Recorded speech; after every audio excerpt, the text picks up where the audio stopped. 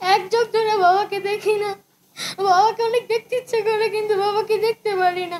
এত বছর ধরে আমাদের আশা ছিল একটাই, যে আমাদের আব্বুরা ফেরত আসবে।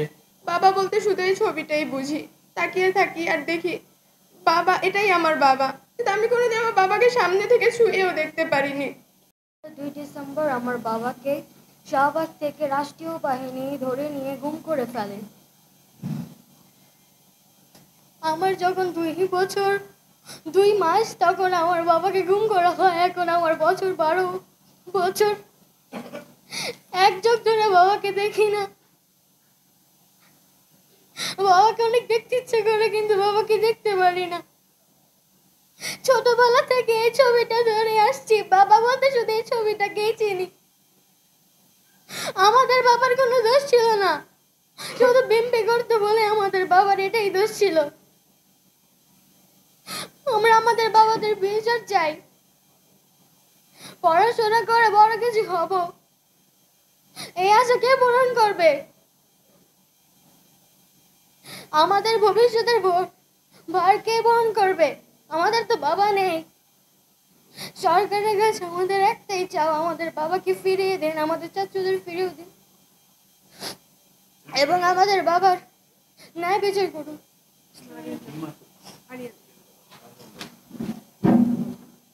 আসসালামু আলাইকুম, আমার নাম আরিয়ান। আমার আব্বুর নাম খালেদ হাসান সোহেল। আমার আব্বুকে 2013 সালের 28শে নভেম্বর ঢাকা কেন্দ্রীয় কারাগারের সামনে থেকে গুম করা হয়। দীর্ঘ 12 বছর যাবৎ আমরা অনেক জায়গায় গেছি, কোথাও আমার আব্বুর সহ আরও যারা আছে তাদের কোনো খোঁজ পাওয়া যায়নি।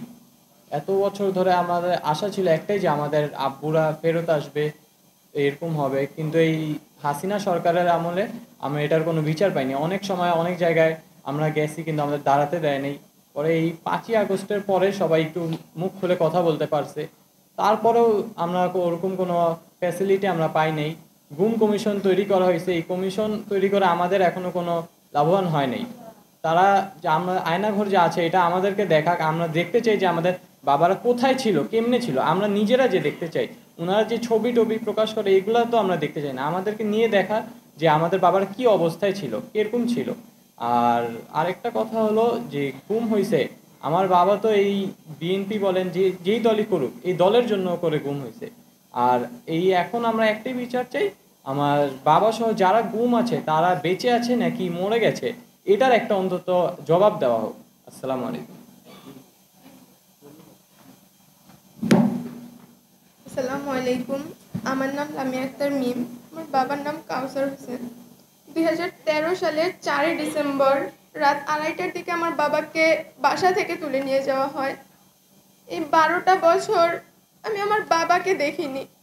বাবা বলতে শুধু এই ছবিটাই বুঝি, তাকিয়ে থাকি আর দেখি বাবা, এটাই আমার বাবা। কিন্তু আমি কোনোদিন আমার বাবাকে সামনে থেকে ছুঁয়েও দেখতে পারিনি।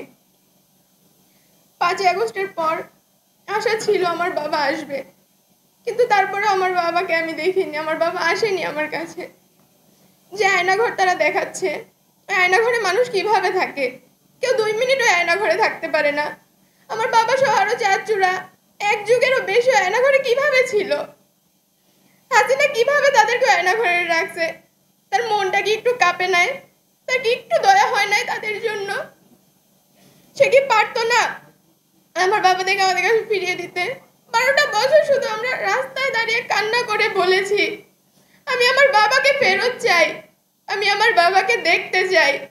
12 বছরের এই কান্না কি সে দেখেনি? সে কি শুনেনি আমাদের যন্ত্রণা?